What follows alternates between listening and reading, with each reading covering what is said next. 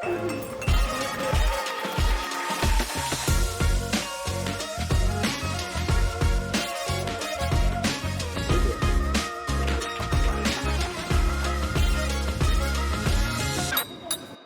name is Dennis Aweru Modhoni, and thank you for this chance to ask this question. So I only have two questions. One, you spoke about excellence, being excellent at what you do. First, they say the person who has mastery, they do not know they have mastery. So at what point do you know that you have, at what point do you know that you are excellent, like actually excellent? How much excellent is excellence, for lack of a better word? The other question, allow me to speak about vision, space, where you position yourself in the right spaces, and also the aspect of mentorship.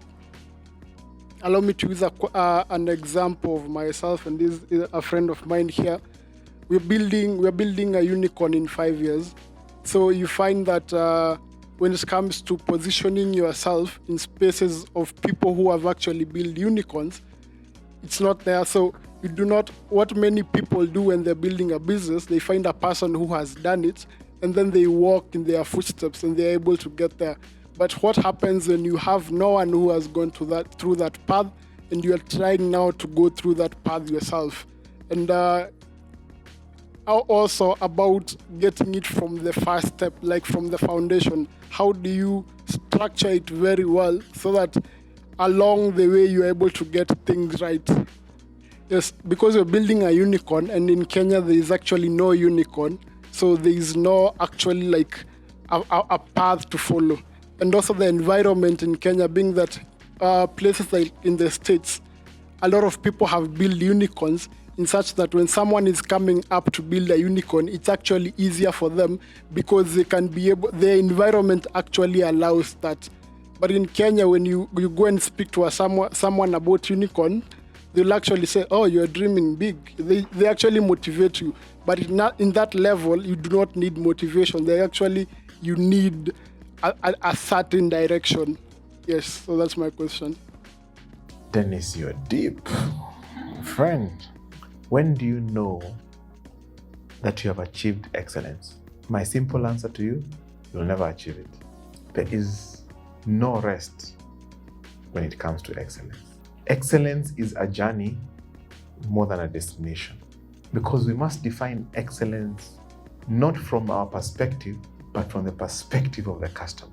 The one we are adding value to is the customer. Unfortunately and fortunately, the customer is constantly changing. Just when you think you've delivered the very best, the customer gets one more insight and they're like, what if? What if this could be done? I would experience this particular product even better. So excellence is a dance. You must dance to respond to the customer needs for that day. But your excellence for yesterday will certainly not be adequate for your excellence tomorrow. So you need to be on your toes as a business. Excellence needs to be a culture, because there is no way you will ever arrive at excellence and stay there. What do you do? How do you build a unicorn business? A business that has never been there before? I think it is in very rare occasions that we come up with ideas where nobody else has ever had those ideas. It's in very rare occasions. And if you're looking at Kenya and you don't find such a business in Kenya, then you need to expand your boundaries. Where else? Go to SA, there are amazing things going on out there. You just need to look harder. First of all, challenge that assumption that you are the unicorn or you are the first time producer of whatever you're trying to produce. Try to challenge it, not to challenge your ideas or to dilute your ideas, but to find somebody you can learn from. Even if you don't find the exact thing, you'll find something that is close to it, that with one more thing, it becomes your idea. The other thing is, God has given us an ability called imagination, which is the one thing that we thoroughly underestimate. Everything that you see, including what is happening right now, at this moment, has first of all been birthed in an imagination. So That gives us a very unique ability as human beings to explore and to question and to arrive at something that we are so convicted of that we look like we are crazy, So what I'd say is, how farther down the lane of imagination have you traveled with this unicorn idea? The farther you travel, the more it becomes a reality. And then now you're able to put together, what processes do I need? How will my pitch deck look like? What will my customer look like? How will we reach the customer? All those things around the business, they start becoming a possibility. So that even when you're engaging others, you're engaging from a point of very deep convictions. The third thing I'd say, and the last thing, is the greatest wealth is people. Our biggest pitfall whenever we are doing business is to imagine that business in our mind and to want to surprise everybody by keeping it a secret. So that one day I will arise and I'll be the most wealthy Kenyan that surprise ends up being a surprise on ourselves. Engage trustworthy people. Call Solo. Tell Solo, I have a crazy idea. Can you challenge this idea? Can you help me to explore this idea? Am I crazy? Talk to people. The more you talk to people, the more your insights come. The more you get convinced. The more you understand your own idea better. The more they send you to somebody else who you really did not know, but you really need that person. The greatest wealth is with people. Well said. I'm not sure there's much I can add to that. And thank you for considering me to be trustworthy. I would say, in terms of excellence, I would be a bit contrarian to the saying that you quoted, that a master of excellence never knows that they're excellent, or something of the sort. I disagree. A master will know that they're a master. But I think the point is, excellence, like Pius says, is a journey. A true master will know that they have more to learn than they have learned so far. Someone used to say that the more you learn, or the more you know, the more you realize you really don't know. Because it's infinite. And that's why excellence is a journey. It's not a destination. And I love to study the Japanese, Kaizen culture that the Japanese, I think Toyota is who invented the Kaizen. And the Americans sort of paraphrased it, as they typically do, to mean a constant and never-ending improvement. So when you've set the bar, Mercedes-Benz is actually famous for this. I think they actually did this before Toyota, but Toyota has scaled that culture in a way that is difficult for anyone else to replicate. I actually had one person say that they were working in the research and development department of some corporate. I don't remember which one. And they had an exchange interaction with Toyota. And I think it was GM, R&D. GM, he says right now, GM has created products, working ones, that you will not see in the market for 10 to 15 years because the market is not even ready for them. Like cutting edge technology, crazy materials, sci-fi type stuff, right? And that's something. But then when he went to Toyota, he realized those guys have products that we will not see for 100 years. That's how far ahead. They're designing products for a civilization that will live 100 years from now. One might even say that they must be using witchcraft because it's so out there. How do they know what the market will want or need in 100 years from now? Like, how do you even imagine that? And going back to Pius' point, imagination. That's how it's done in a different realm before it appears here. And that's a science, actually. You can perfect that on a regular basis, something you can practice. if you're a Christian like us, you believe the part of the scripture where God says, I knew you before you were knitted in your mother's womb. God imagined you, everything about you, before you even existed. And as his image and likeness, we operate exactly the same way. It's just that we don't practice it as a discipline. And it's very important.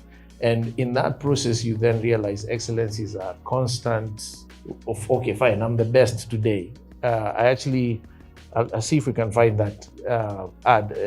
Mercedes-Benz did a short ad / documentary about how they came up with an innovation on their headlights that the rest of the market did not see for 25 years after, because no one could figure out the technology they use. Even wipers, the automatic wiper that is common now, these guys have had it since the 50s. And they said that they realized at some point they were the best, they were the bar. And there was no one else to benchmark against. So they started benchmarking against themselves and said, okay, now we are the bar. By this time next year, we need to increase it. Fine, no one else has caught up. Do we need to? It's expensive. Why bother? Let's just sell what we have because we're the best. But no, they said excellence is constant and never-ending improvement. I think that's a mindset that whoever made that quote was trying to communicate. But you will know when you're the best, then therefore you have to benchmark on yourself or against yourself and make sure you improve on your last innovation. You're not improving on someone else's innovation, you're improving on yours because yours is the best. You have to be conscious enough to know that yours is the best. Therefore, you are the master at the moment. But you can't rest on your laurels. You have to constantly push. That's one. Question on the unicorn. I'd be curious to understand why you call it a unicorn, number one.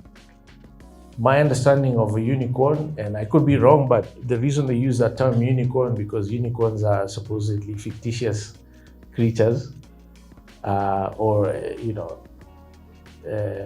creatures from another realm that are not necessarily material. The reason we use that term is because the company valuations are extremely high and profitability never matches valuation. In many cases, they're not even profitable. Tesla has not made a profit. It's the world's most capitalized business, most valuable business in the world, at least for some period last year, which shot Elon Musk's net worth to over, $340 billion. Tesla has not made a single dollar in profits. So, in my view, that's a definition of a unicorn. Is that really the goal you want to go for? Because in my view, I don't think your goal should be achieving $1 billion valuation as much as it should be actually solving problems that the market is happy to pay you for. Your valuation is an automatic byproduct of revenues, market sentiment, and that sort of thing. But that's a philosophical debate. It's one I have regularly with a few people. We have a few examples locally. Considered Kenyan versions of unicorns. Their valuations are crazy, but they don't make any money. No investor has been paid dividends. It's the founder who has sold shares and bought houses and cars. They're the only ones who benefited. So I think it needs to be holistic. You need to think about your stakeholders. Number one is your customer, then your shareholders, as opposed to achieving this big valuation that gives you financial gain without benefiting the other stakeholders. But I think if your innovation is scalable to that degree, that's amazing. Just focus on making it the best possible service delivery. And $1 billion is nothing in 5 years. If you're looking at Kenya, Africa now is 1.2, 1.3 billion people. So automatically you need to be in Europe, If I was you, I'd try to get to China before anywhere else, because then you achieve that target in exactly 2.3 seconds. But then if your solution is viable, then you don't even need to worry about the valuation aspect. That would be my humble opinion and advice to you guys as you start. Just make your solution excellent. Make sure the customer is fighting to be on your platform or consume your service to the point where it's necessary. I think about M-Pesa today. M-Pesa is considered a national security issue. The M-Pesa is down for an hour, our GDP grinds to a halt. So at some point, it might even warrant government stepping in and saying, this thing is too important to our national stability. We need to have certain controls in place. A business at that scale of such import and impact on people's daily experiences, that's really what you want, as especially in the tech space, right? You want to become a necessity, not an opt-in. And if that happens, issues of valuation are neither here nor there. You'll be beating money away, and everyone is happy.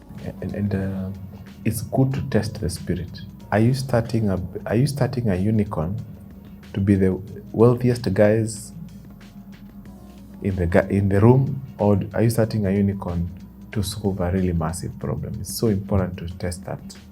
What is the motivation? There is a book that I recommend you read. It's called the $1 Billion Startups, and I'll just give you a very summarized view on that book.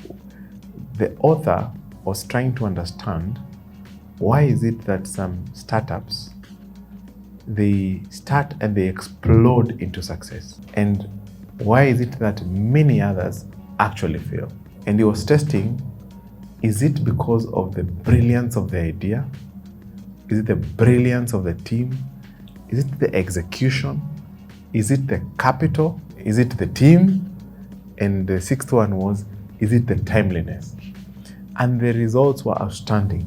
47% reasons why startups failed or succeeded was because of timeliness. And that's not what they expected to be the outcome. Because there are many businesses with good capital, good idea, good teams, the very best. But guess what? They were just slightly ahead of their time. And others were just slightly behind their time. Apple is not the business that it was 20 years ago. Microsoft is not the same business. Amazon is not the same business. Goshen is not the same business.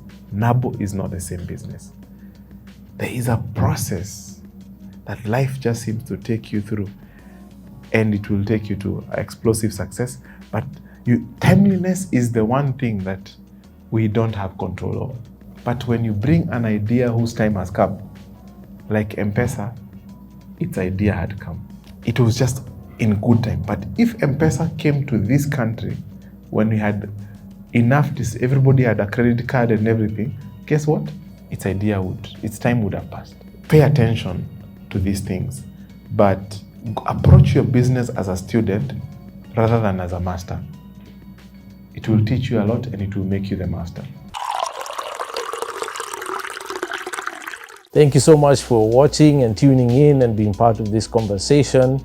You have been watching The Tea with Pius and Solomon. See you next time.